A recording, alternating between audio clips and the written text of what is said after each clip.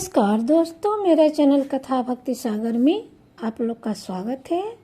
आज हम कजरी तीज पर दो बहनों की कथा सुनेंगे। किसी गांव में दो बहनें रहती थीं।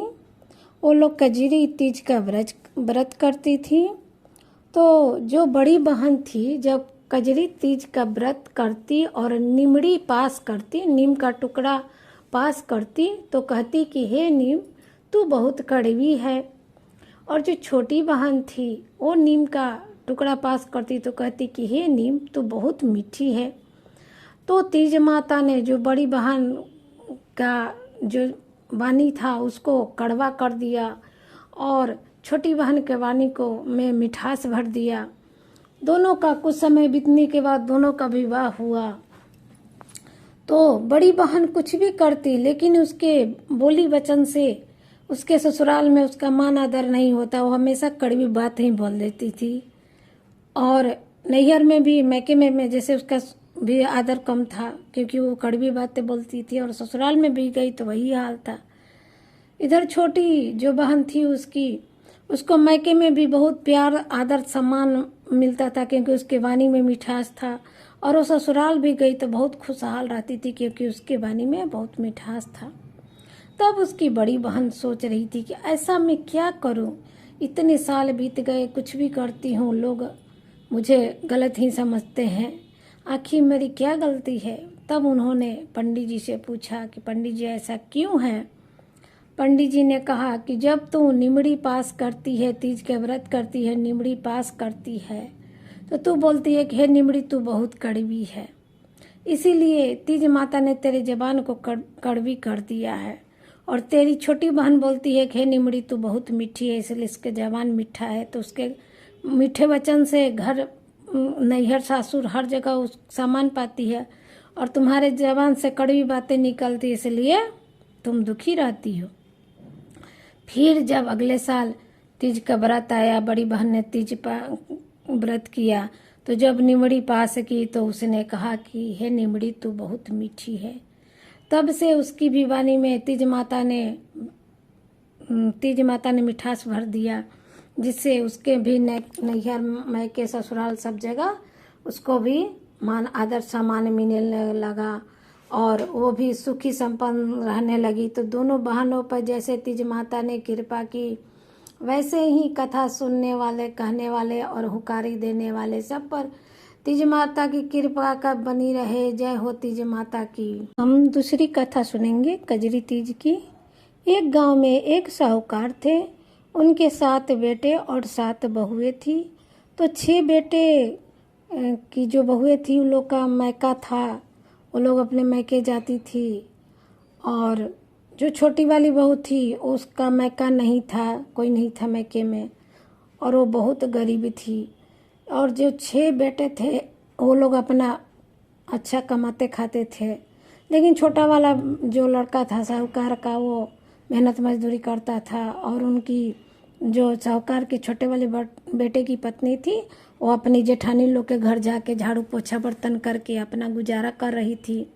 जब कजरी तीज का व्रत आया, सब ने व्रत रखा, तो जो 6 बहुएं थी साहूकार की, उनके मैके से, उनके पीहर से सत्तू आ गया, जो बोलते हैं सत्तू का पिंड बोलते हैं, सत्तू आया उनके पीहर में कैसे।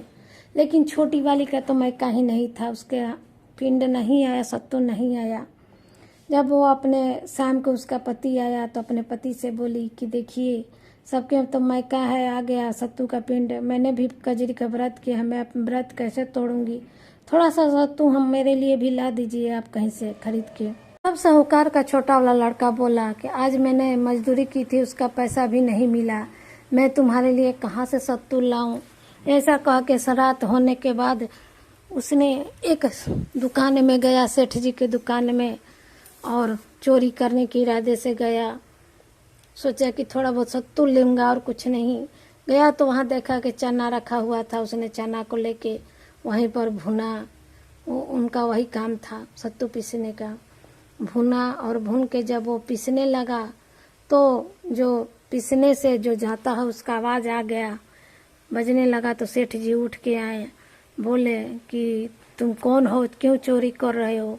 तब साहूकार के लड़के ने कहा कि देखिए मैंने चोर नहीं हूँ, मेरी पत्नी ने कजरी तीज का व्रत किया है, लेकिन मेरे घर उसका मैका नहीं है, सत्तू नहीं है, और मेरे पास पैसा भी नहीं है कि मैं उसके सत्तू खरीद के दूं, इसलिए मैं थोड़ा सा सत्तू ले जा रहा हूँ। सुबह मेहनत मजदूरी करके जो पैसा मिलेगा तो उसके बदले में आपको पैसा दे दूंगा सत्तू के बदले।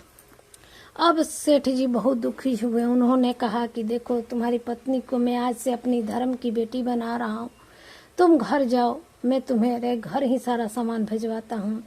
तब सेठ जी ने सोना चांदी कपड़े लत्ते गहने और सत्तू सब लेके नौकर के हाथ से उसके घर भिजवा दिया। वो बहुत खुश हुई और अपने पति से पूछी कि बताइए सारा सब सामान कहाँ से आया। तब साहूकार के छोटे लड़के ने अपनी पत्नी से सारी बात बता दी कि मैं तो गया था सेठ जी की दुकान से थोड़ा सा सत्तू चुराने, उन्होंने देखा और जाग गए और ऐसे ऐसे सब बात अपना बता दिया। वो बहुत खुशी खुशी उसने कजरी तीज का व्रत पूरा किया।